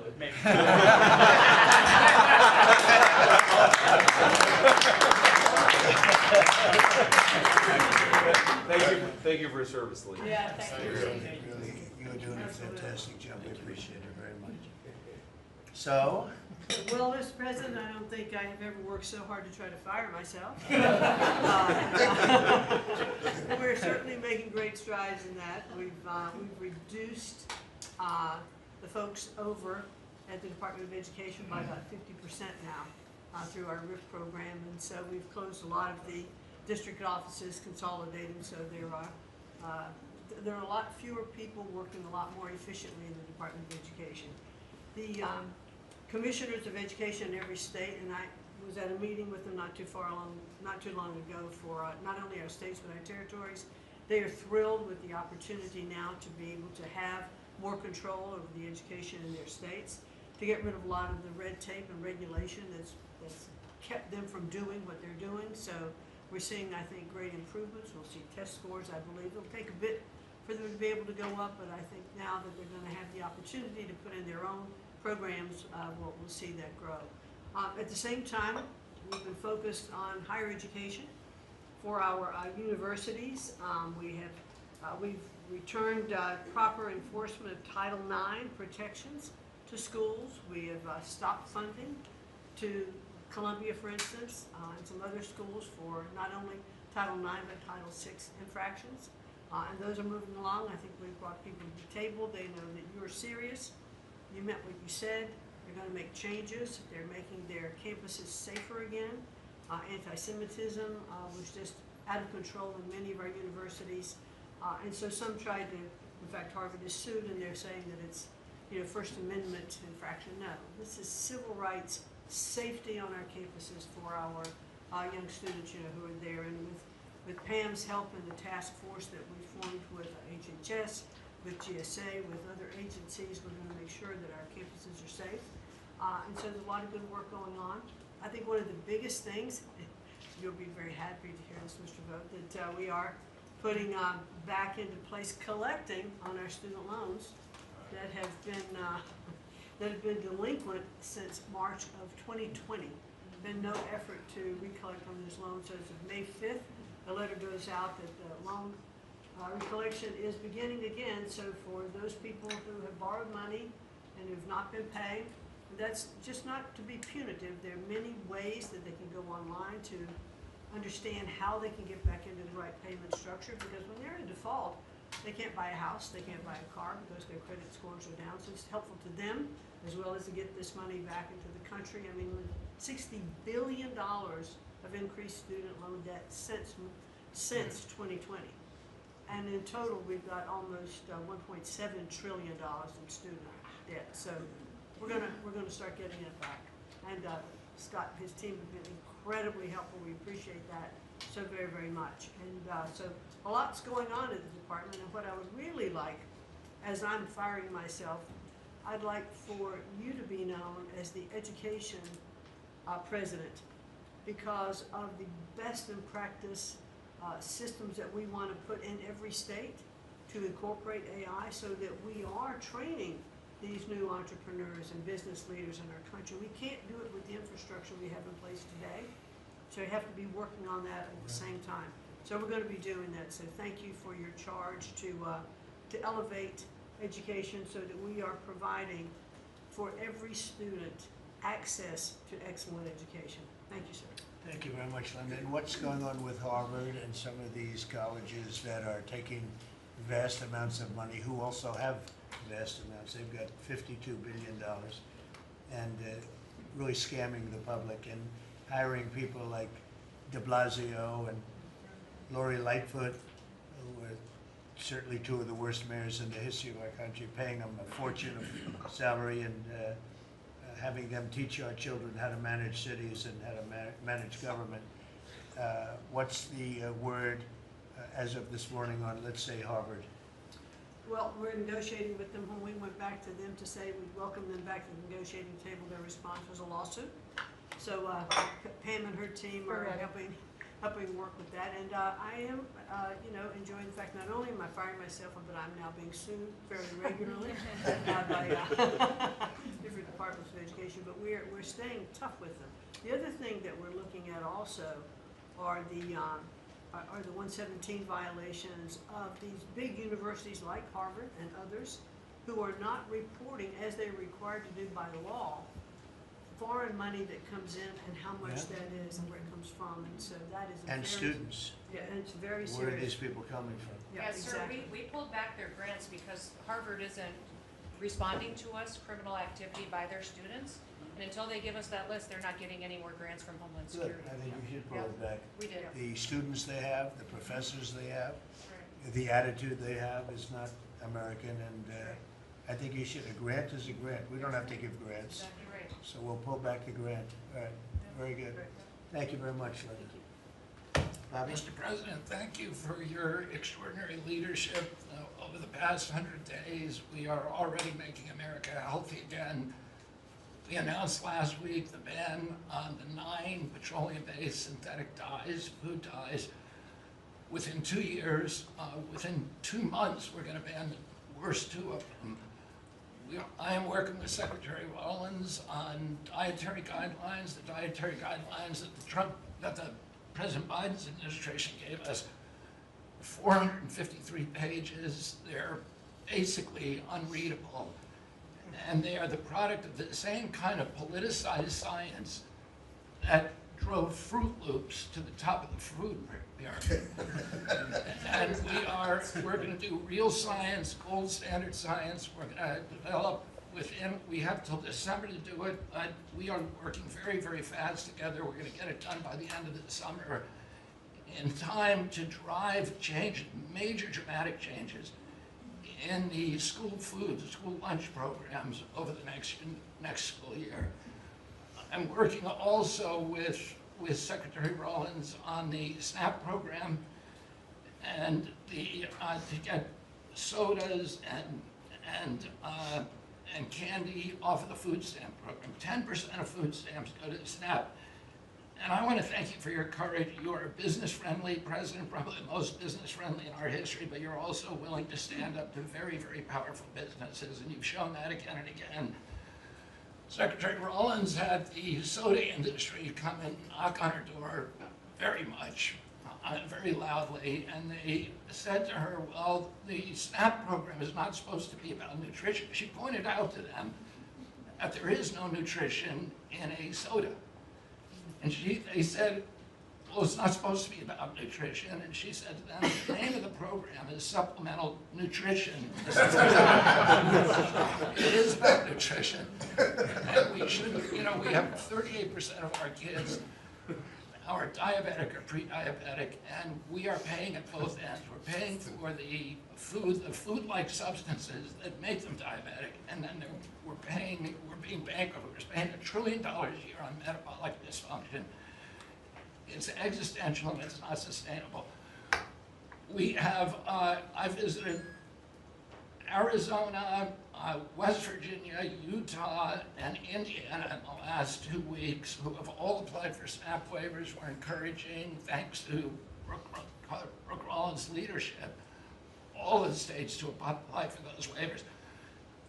I also visited Utah, which is the first state to ban supplemental fluoride. Florida yesterday passed a bill to ban supplemental fluoride. I'm confident Governor DeSantis is going to sign that. We are working, Lee Zeldin and I are working together to change the federal fluoride regulations, to change the recommendations, and we're looking at the science now. I want to point out that in August, the National Toxicity Program, which was an arm of the NIH, did a meta review of all the science on fluoride and found that there's a direct inverse correlation between fluoride exposure and low IQ in children. So the more you get, the stupider you are. And we need smart kids in this country, and we need healthy kids, and thank you for your leadership. We're going to get there. We're reviewing the GRAS standards now we're revamping them to get 10,000 ingredients that are in our foods. The Europeans only have 400 ingredients. We have 10,000. There are chemicals we know nothing about. And we are going to stop that process, and then we're going to go back and look at these chemicals and make the companies either get rid of them or we're going to label them. We've launched Operation Stork Speed, and we're going full speed ahead to make sure that we have good, high quality milk for children. We have launched the autism study at your direction. By September, we'll have some of the first answers. Within 6 months of that, we will have definitive answers, not only for autism, but for the etiology of a whole range of autoimmune diseases that have become epidemic in our children. We have ended HHS as the role as the vector, the principal vector in this country for child trafficking. And during the Biden administration, HHS became a collaborator in child trafficking and for sex and for slavery. And we have ended that, and we're very aggressively going out and trying to find these children, the 300,000 children that were lost by the Biden administration. And we have ended funding for gender mutilation, surgeries, and other kind of gender dysphoria practices. And thanks to Elon, we have saved $67 billion at our agency without compromising any of our critical programs. Mr. President, I want to thank you for your vision, for your leadership, for giving me the 100 busiest days of my life, and most exciting and most rewarding. And there's, over the next 100 days, we're going to do much, much more. That's good. Thank you very much, Bobby. Very good, very important. Thank you. Doug, please. Well, President Trump, on your first day in office, you wisely declared a national energy emergency. And this was essential because it was the signal that we're going to go 180 degrees from the disastrous and dangerous Biden policies that were based on a climate ideology that was the root cause of the inflation in this country. It was the root cause of wars abroad. It was the root cause of our manufacturing disappearing from our country. We can't have energy security. Without energy security, we can't have national security, and you understood that. But now with everything that's flowed from that, dozens of other EOs that you've done, America is back in the energy business. As Chris said, there's been a signal that's sent around the world. Capital is flowing, coming back in. The smart money is coming to this country. And now you've given us a chance to win the AI arms race against China. We know we're up against a formidable competitor. China opened up 94 gigawatts of coal in the last year. That's more than all of California and all of New York combined in the last year. We've had presidents in the past, the Biden administration, that were running away, again, under this climate ideology. You've embraced baseload power in this country. I'll never forget standing in the East Room with you, surrounded by the coal miners around this country, where you said, hey, big, beautiful coal. As we work to try to identify the balance sheet of America, our earliest estimate is that the coal resources in America, just on public lands, could be worth $8 trillion with a T. That was all going to be taken off our balance sheet if we weren't going to touch it. But now we're back in the business. I was 1,800 feet underground in a coal mine in Alabama a couple weeks ago. They do metallurgical coal. Without metallurgical coal, we can't produce steel. This is a plant. This is a plant that would have been in a mining operation that would have been shut down under the Biden administration. What we're doing here, back in the business, we're doing leasing. We're leasing for oil and gas. We're leasing for timber with Brooke Rollins. We're leasing for grazing. We're leasing for critical minerals, which is key. And when we lease the public lands appropriately and by the law to do that, we're bringing in revenue. We're bringing in jobs. We're helping strengthen America. And so we're treating our natural resources like the American balance sheet they are. And America's resources, the 700 million acres of surface that's public, the 700 million of subsurface, the 2.5 billion offshore, all contain what we need to have self-sufficient supply chains. And so in this, we're focused deeply on critical minerals. The Biden administration put us in a real predicament right now. The whole trade team, the whole cabinet, Susie's jumping in, leadership across everybody, the National Energy Dominance Council. But of the top 20 critical and rare earth minerals that we need for defense, that we need for industry, China's controlling 85% of the refining for that. So we are running at warp speed 7 days a week to try to put ourselves back in business in that way. So, and I want to just close out by saying a couple other things. One is the border. Few people realize that 41% of the southern border is in the Department of Interior. And then we've got a few more percent that come with Brooke and with the Forest Service. But that's been a risk area. Part of the reason everyone was pouring into our country, Biden wasn't enforcing the border laws. They definitely weren't enforcing it on public lands. And so again, using tying two presidents that had a great propensity for action, Theodore Roosevelt in 1907 created what was called the Roosevelt Reservation, 60-foot strip that go from Texas all the way to the Pacific Ocean, because he was worried in some future state there might be smuggling. I don't think he was anticipating human smuggling and fentanyl trafficking, but that has been largely unused. He gave us the authority to transfer that, and so working with Christie and working with Pete, we've transferred that to the DOD. So transferring land from the other agencies like Interior to the Department of Defense, and as Pete said, they can do the detain and assist with the military. And having been down at the border multiple times in recent week, I can confirm everything Christie said. The enthusiasm, the morale of that group is exactly 100% opposite of when Christie and I were down there as governors. I had Border Patrol people say that they were multi-generational service in that law enforcement that said, my wife and I are telling our children never to go into this thing, to go into Border Patrol. People this time were saying, I got a 17-year-old. As soon as they turn 18-year-old, they're signing up. My wife is thrilled. They're going into law enforcement. They're so proud to be serving with you. Everybody I've met, whether it's in a coal mine or at the border, law enforcement, the one thing they say on those trips is, please thank President Trump from all of us, the change that you're making. And I want to say especially this became very dear when we last week renamed a U.S. Wildlife Refuge in honor of Jocelyn Nungare.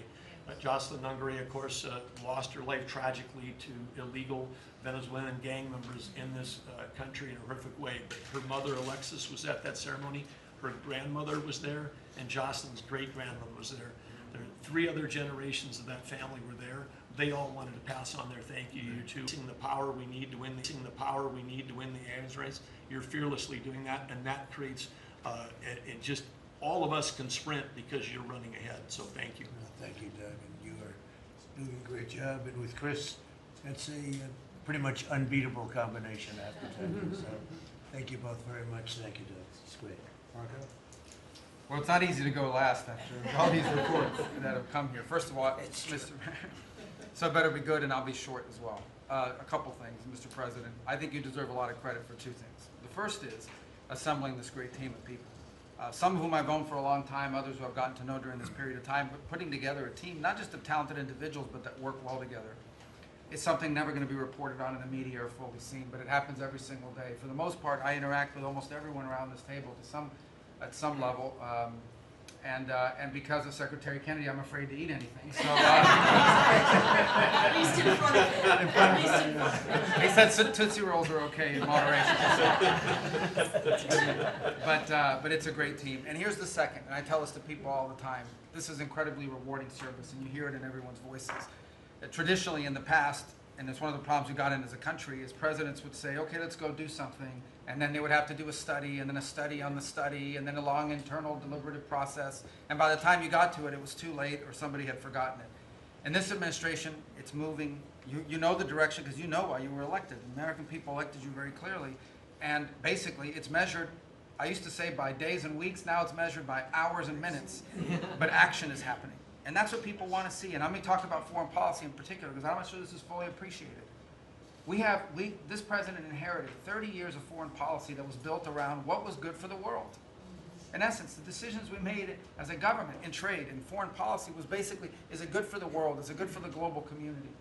And under President Trump, we're making a foreign policy now that's, was it good for America? I was appointed by you and confirmed by the Senate to be the head of the United States Department of State. Not the World Department of State, not the Global Department of State, the United States Department of State. And what that means is our foreign policy is guided by three things. Does it make America stronger? Does it make America safer? And does it make America richer? If something doesn't do one of those three things, and hopefully all three of those things, we're not doing it. Now, we went out and hired a consulting firm to help us organize ourselves. Luckily, they were free. They're called the Department of Government Efficiency. And they helped us do a couple things. Number one is our foreign aid. We were funding some crazy stuff. Crazy stuff. You tell me, how does a puppet show in some country around the world make us stronger, safer, or more prosperous? So we got rid of puppet shows and a bunch of other things. I'm sure there were very good puppet shows. And I'm sure that a bunch of charities in the world can go pay for it, but the American taxpayer should not. We've also, by the way, Mr. President, under your direction, reorganized the Department of State. We had offices within offices within offices that didn't even know they existed themselves, not to mention the rest of them. And so we've begun to reorganize that as a way to be able to empower our embassies and our ambassadors and our regional bureaus to do what many of them signed up to do. And we have a great team of ambassadors you've appointed. They're coming online every single day. Very talented people that are involved. Something else we got out of the business of, well, it wasn't widely reported, or maybe it was. We had an office in the Department of State whose job it was to censor Americans. And by the way, I'm not going to say who it is. I'll leave it up to them. There's at least one person at this table today who had a dossier in that building of social media posts to identify them as purveyors of disinformation. We have these dossiers. We are going to be turning those over to these individuals. Me or Elon? We can follow up on the media story. Well, we are going to turn over these dossiers to the individuals, and they'll decide whether they want to disclose it or not. But just think about it. The Department of State of the United States had set up an office to monitor the social media posts and commentary of American citizens to identify them as vectors of disinformation, when we know that the best way to combat disinformation is freedom of speech and transparency. And so that's what we're going to be in the business of doing. We're not going to have an office that does that. Beyond that, Mr. President, and this I'll move quickly because this has been a team effort, we have gone to countries all over the world and said, hey, you want good relations with the United States, you need to take back your people that are here illegally. And we've had historic cooperation. Beyond that, and I say this unapologetically, we are actively searching for other countries to take people from third countries. So we are actively, not just El Salvador, we are working with other countries to say, we want to send you some of the most despicable human beings to your countries. Will you do that as a favor to us? And the further away from America, the better, so they can't come back across the border. I'm not apologetic about it. We are doing that. The president was elected to keep America safe and to get rid of a bunch of perverts and pedophiles and child rapists out of our country. Here's something else we've done. We stopped giving student visas to people who are coming here to burn down our universities and take over libraries and harass people. Why are we giving student visas to people who are coming here to create disruption? And we've taken away the student visas of people that are coming here to do that. It's simple. If you're coming to America to start riots, we're not going to give you, we're going to take away your student visa. And by the way, every country in the world that I travel, 14 countries in 14 weeks, you know what they all say to me? Yes, that's what we would do too. So the only people who seem to disagree with us are a handful of federal judges and a bunch of crazy people who get paid to write and report. So anyway, we're getting rid of that. The last, but now here's some good news. You know, we're going to have the World Cup, the FIFA World Cup, the FIFA Club Cup, and then we're going to have the Olympics. So we have to have a Consular Affairs Bureau. We have very good, talented people there, but we are going to infuse technology, again, working with our consultants, to be able to, millions of people are coming into this country for this. And, but we've done it to improve customer service. For some of us who served in Congress recognize that about a year and a half ago, we had a meltdown under Biden. You couldn't get a passport. You have people calling, I have a cruise on Friday, my passport expires. In the month of March, we processed 2.78 million Americans, their passports. That is the historic, never in any, it's the largest single month processing of passports ever, and we think it's a good way to build the momentum to be able to do the visas. Two last points I want to make. We have a great team that you've built. I want to especially acknowledge Steve Woodcock. This is a person that doesn't have to be doing what he's doing. He has a very good life in Miami, my hometown as well. He has worked incredibly hard, has done it without any agenda, and we need to acknowledge him. I want to acknowledge Mr. Boulos as well, who did something really great last week. They told us this war between the Democratic Republic of Congo and Rwanda is an intractable. It can never happen. It will never happen. I sent Mr. Boulos, your envoy. A week later, I look on my schedule, the signing of a declaration of peace between the Democratic Republic of Congo and Rwanda. We signed it at the State Department last week. We hope it will lead now to a lasting, permanent peace that we hope to invite them back to Washington to sign. So two great, and we have a lot of good people working on our teams as well, but these are two great people. Mike Waltz alluded to this earlier, and this is the last point. In the first 100 days of the 47th presidency, 47 wrongfully detained Americans have been returned to the United States, thanks to your leadership and the diplomacy that was exercised to make that happen. 47 for the 47th president in the first 100 days.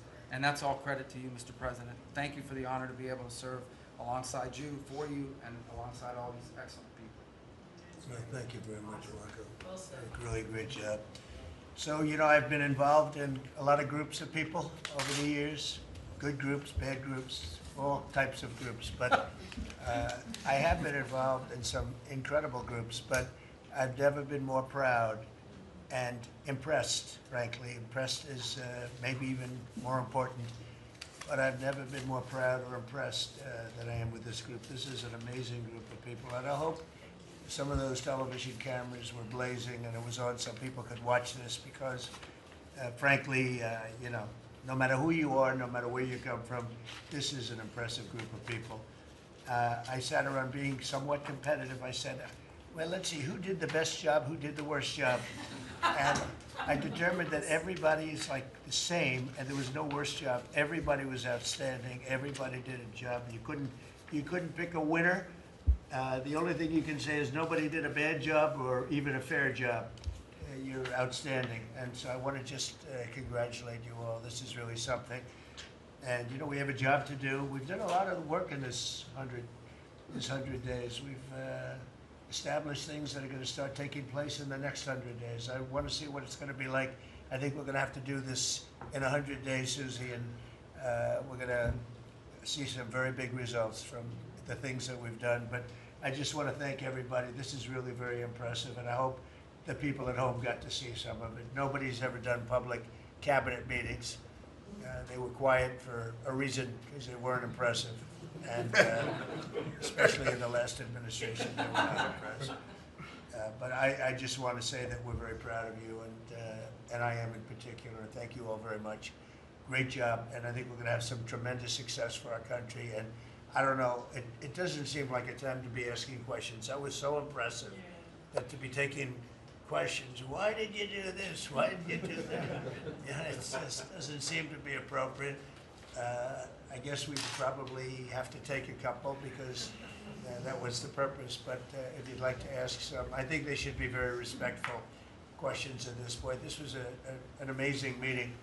And so if you'd like to ask a couple, if you'd like to pinpoint them to some of the secretaries, et cetera, yes, would be fine. Yes.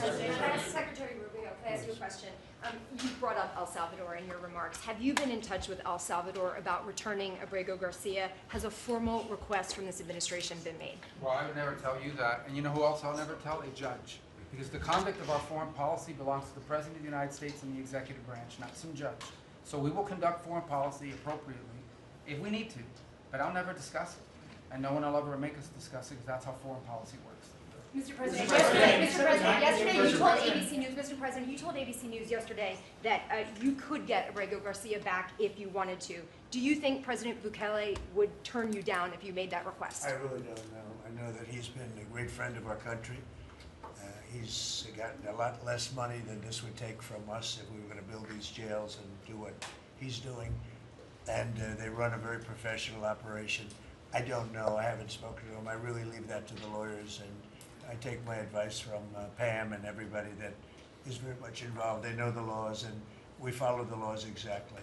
Mr. President. Yeah, In the please. transition, sir, you frequently took credit for the stock market highs. You said it was a reflection of how well you were doing in the polls, and then after you were elected, you said the stock market highs were a reflection of how well the transition's going and the American people's confidence in your incoming administration. Now, the stock market's not doing so well, and you're saying that's the Biden stock market, yet you are the president. Can you explain that? Yeah, I'm not taking credit or discredit for the stock market. I'm just saying that we inherited a mess, both at the borders. You could look at every single one of the people here, and no matter who it is, they're doing better, and they are far superior to what took place for 4 years before us. When you look at prisoners being allowed to come into our country at will, just at will, people from mental institutions, gang members, drug dealers, when you look at that, what they've done to our country, and also having to do with finance, look at what happened with inflation. We had the worst inflation probably in the history of our country. They say 48 years, but I would say in the history of our country, it ate away at people. And even though you saw a stock market going up somewhat, because in my case, I had the biggest stock market increase, 88% in the last term, in my last term. But I don't view the stock market as the end all. It's an indicator. But what the stock market really tells you, and when you look at the stock market in this case, is it says how bad a situation we inherited. I took place, this is a quarter that we looked at today, and we took all of us together. We came in on January 20th. So this is Biden, and you could even say the next quarter is sort of Biden, because it doesn't just happen on a daily or an hourly basis. But we're turning it around. It's a big ship to turn around, and we're going to have the greatest country financially in the history of the world, I believe. I think we're going to do things that, and we had to do it. We reset the table. We were being ripped off by every single country, with just about, without exception. I'd have to really think hard for who hasn't taken advantage. And I don't even blame those countries. I blame the person that was sitting right here where I am for allowing it to happen, where our country was ripped off on trade, hundreds of billions of dollars, and now we're doing better than we've done in a long time. You know, we were losing $4 to $5 to even $6 billion a day on trade with Biden. And now we have it down to a very manageable number, and the tariffs, for the most part, haven't even kicked in yet. So that's the way. Stock markets, to me, are an indication, but the big indication is what's happening, and the people around the table know what's happening. Yes. The Ukraine minerals deal is set to be signed in 24 hours or What's so. it? Is it true that the Ukraine minerals deal is about to be signed in the next 24 hours or so? There's some reports saying that. And if it's true, has the deal changed at all from the last time we heard about it? Well, I'll ask Scott to answer the question because he's responsible for it. Yeah, our side's ready to sign. The Ukrainians decided last night to make some last-minute changes. We're sure that they will reconsider that, and we are ready to sign this afternoon if they are. Can you talk about those last minute changes? What was removed or put in its place? Nothing's been removed. It's the same agreement that we agreed to on the weekend. No changes on our side. Just to put that in perspective, though, when I came here, I said, how much money have we given to Ukraine? The real number is about $350 billion. It's unthinkable. And we had no security. We had no nothing. We were just pouring money there, unsecured money, putting it in banks, and anybody could have taken it out. You know, anybody over there, it was their decision. I've never seen anything like it. Europe, on the other hand, which is obviously that whole situation is much more important to Europe because we have an ocean in between. But Europe gave about $100 billion. It's a lot of money. It's a big sacrifice they made also. But they gave much less than we did. And their money is secured, totally secured, by deposits in banks. The deposits are largely Russian deposits. That's what Europe did, but their money is secured. So they gave $100 billion totally secured. We gave money like it's throwing it out the window. And it was done by Biden, and this is Biden's war.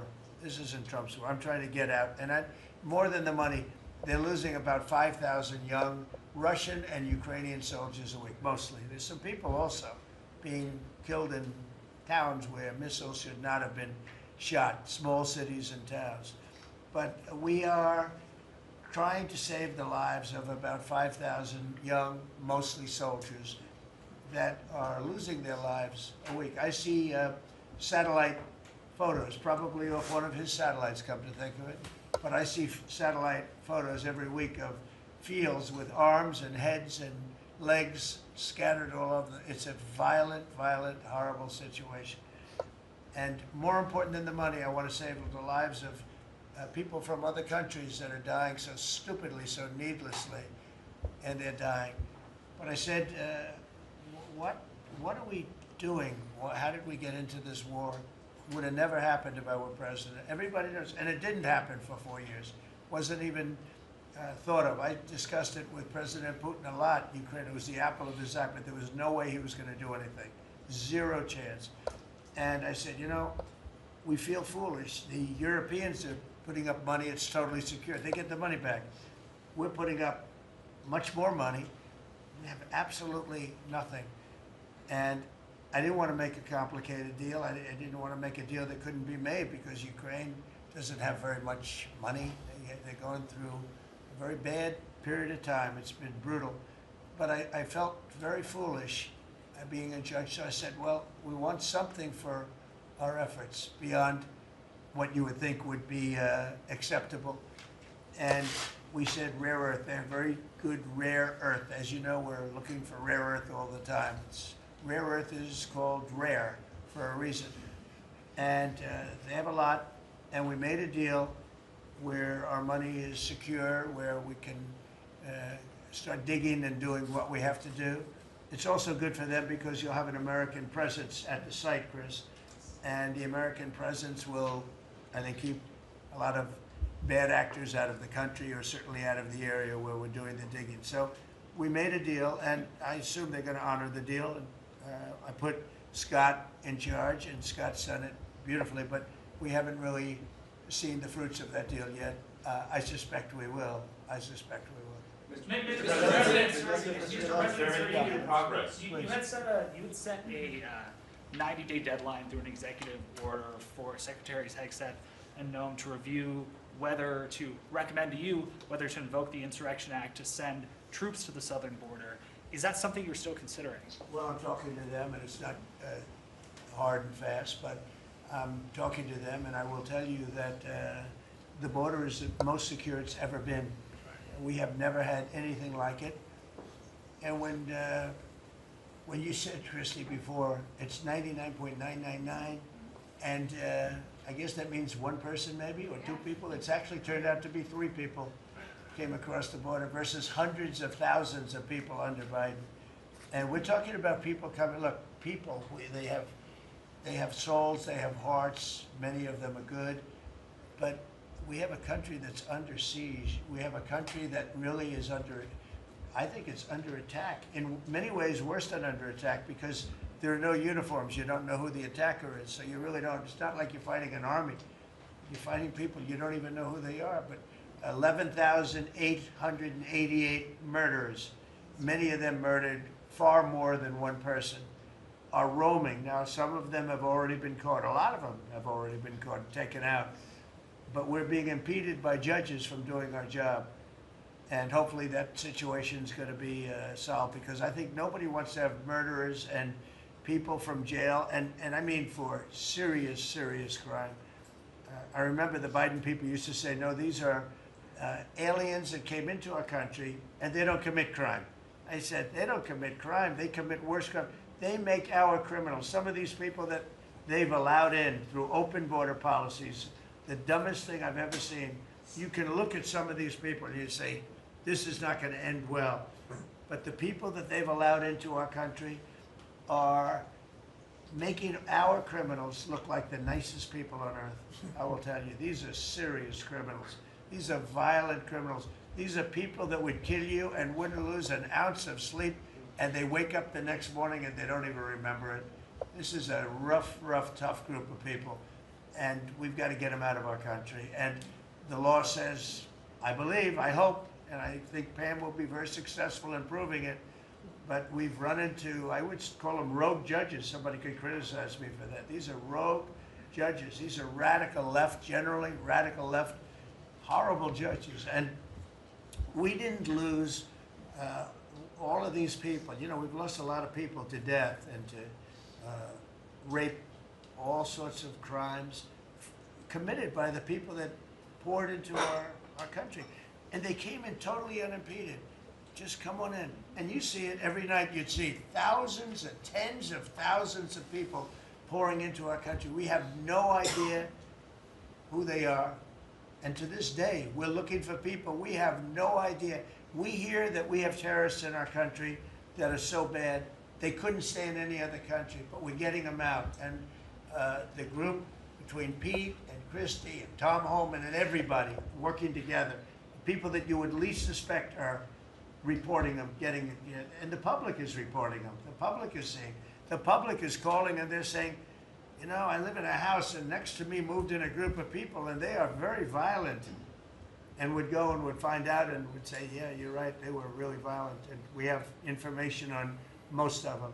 So I just think it's incredible what's taken place. But we right now have a very, very secure border. Right now we have the most secure border in the history of our country. So I don't think we have to worry about your question too much. Mr. President, as Prime Minister of Canada ran against, not only against the Conservatives, but also against you.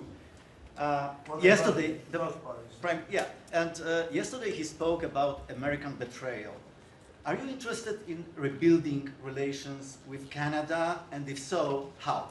No, well, I think we're going to have a great relationship. He called me up yesterday. He said, "Let's make a deal." You know, he was running for office. They both hated Trump, and it was the one that hated Trump, I think, the least that won. I actually think the conservative hated me much more than the so-called liberal. He's a pretty liberal guy. But no, I spoke to him yesterday. Couldn't have been nicer, and I congratulated him. You know, it was a very mixed signal because it's almost even, which makes it very complicated for the country.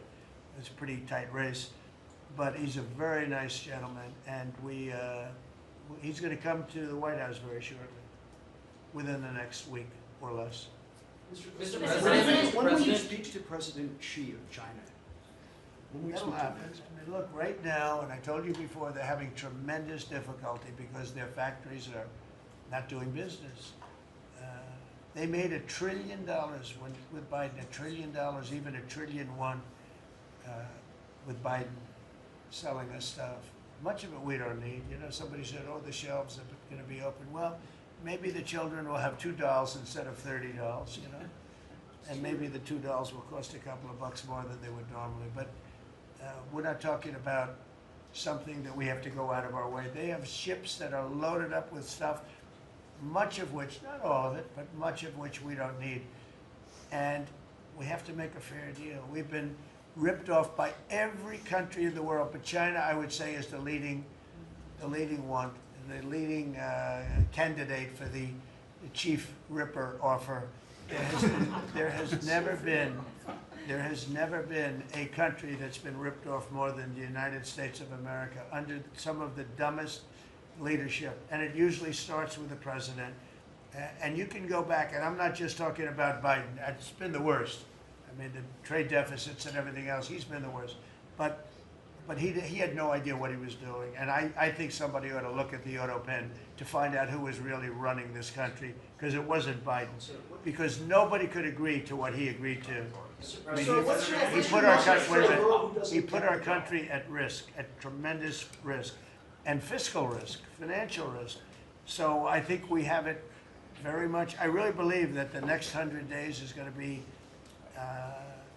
even better than this. Look, I read an editorial yesterday from a group that normally wouldn't write a good, that this is the most consequential presidency in history, in the history of our country.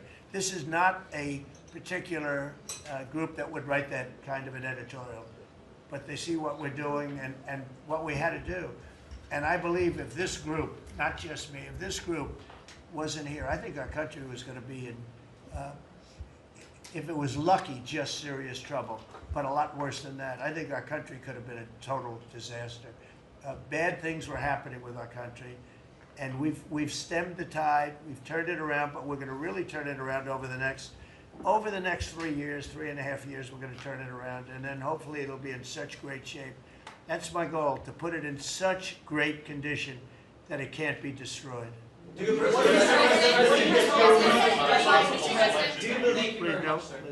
You mentioned this last night in your speech in Macomb, but we're facing an unprecedented situation where there's a lot of abuses of nationwide injunctions, sort of seemingly designed to curtail your power, specifically when it comes to deporting these illegal, violent aliens that came in under the previous administration. Have you spoken to your team about ways to mitigate this and continue to deliver for the American people on that aspect? There are ways to mitigate it, and there's some very strong ways. There's one way that's been used by 3 very highly respected presidents, but we hope we don't have to go that route. But there is one way that has been used very successfully by 3 presidents, all highly respected, and hopefully we don't have to go that way. But there are ways of mitigating that. I want to thank you all very much. I thought this was an incredible cabinet meeting. I think there's probably has never been a cabinet meeting like this, and you've never seen it on tape, that I can tell you. And I want to just congratulate everybody at the table, but we have a lot of work to do, but we're off to a great start. Thank you very much, everybody. Do you enjoy, Mr. President, leaving the White House back second time? Thank you, How's everybody. your life here? Thank you, everybody. I'm working hard. I like my life. I'm working hard, but I like it because we're doing a lot of good for a lot of people. Thank you very much. Thank you. Thank you, everybody. Thank you.